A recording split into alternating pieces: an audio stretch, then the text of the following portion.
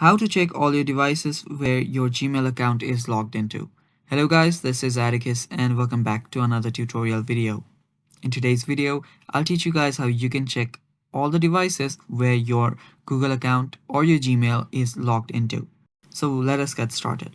First, open up your web browser where you have signed in with your Google account. After you do so, you will see the icon here that says Google account. Now you can head over there from here too, or you can simply open up your Gmail.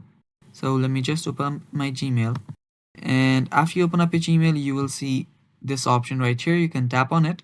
It's the same option that we saw earlier. Tap on manage your Google account. After you tap on manage your Google account, on the left hand side you should see an option that says security. Tap on security, and under here you'll need to scroll down. Now scroll down till you find an option that says your devices. Tap on manage all devices, and from here you will see the list of devices where your account is logged into. Now you can log out from here too. As you can see, there is a sign out option.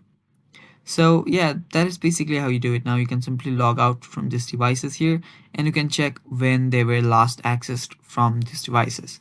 And that is all for the video guys. Thanks for watching. Stay tuned for more, and bye bye. Take care.